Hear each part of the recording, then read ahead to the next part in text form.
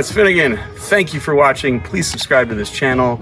This is a quick video using all the leftover clips from part 1 of my road trip of the Toterhome to California. Basically, this is what it was like to drive the Toterhome for 4 days straight.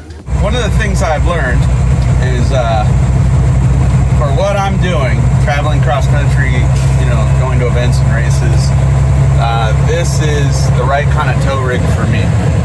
The Toterhome has plenty of power to haul the trailer, get up hills.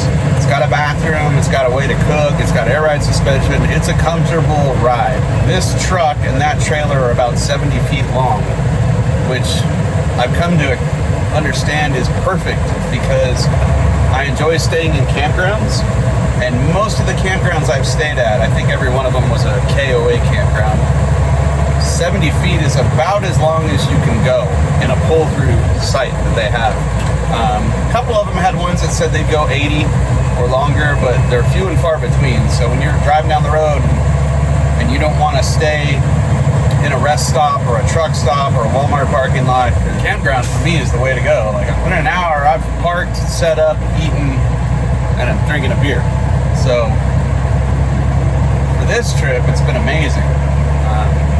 I highly recommend it. And the used Toterhome market is kind of crazy right now. I feel like I got a good deal on this one, even with all the issues I've been having with it.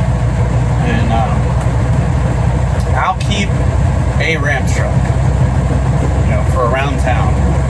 Probably the OG Roadkill ramp truck, because I'm pretty attached to it. But Square Force 1, remarkably, I still have it.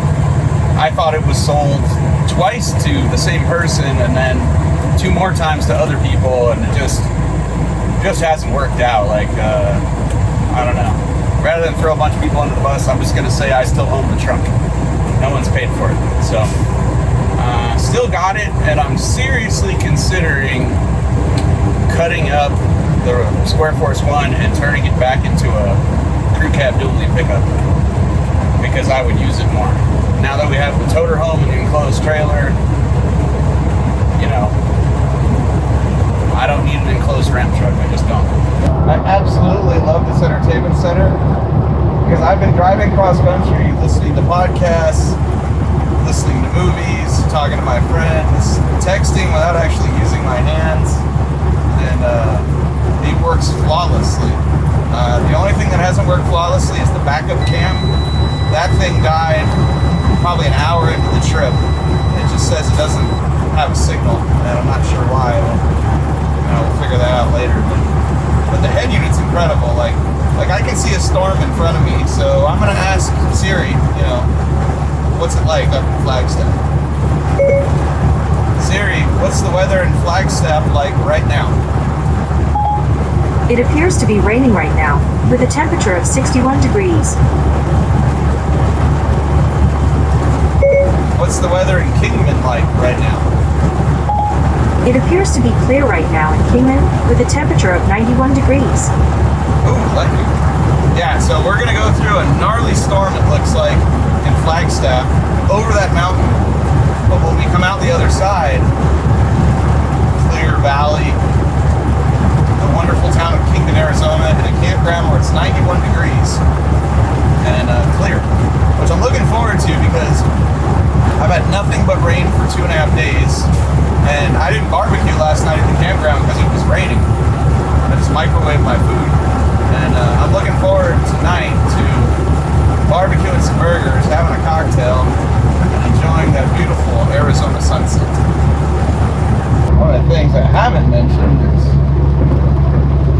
what goes up's got to go down, right? Well, we're now to the down part of the grade.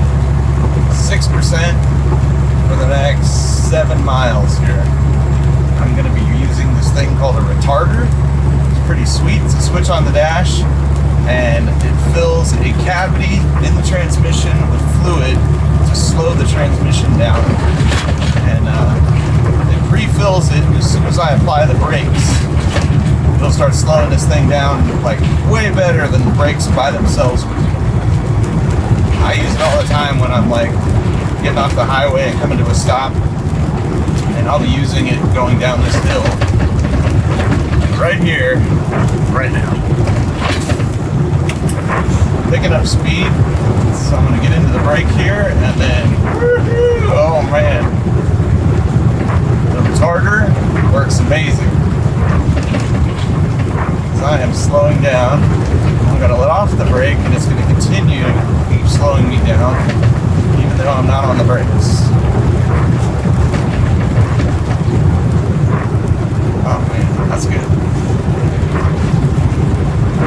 And then this even fuller trans, it's a 10-speed auto shift. So it's got a clutch, and it's got a clutch pedal that you use when you leave a stoplight. But after that, there's no stick to move. You don't use the clutch again. It does everything for you.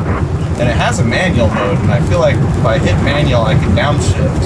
Because right now it's going down this hill in 10. So let's try that. Put it in manual.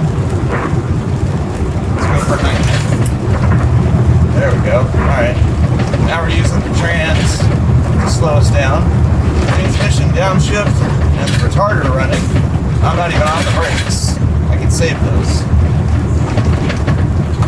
Alright, looks like we hit the flat spot. Let's go for 10th gear again. Turn the retarder off. Give her some throttle and we are good.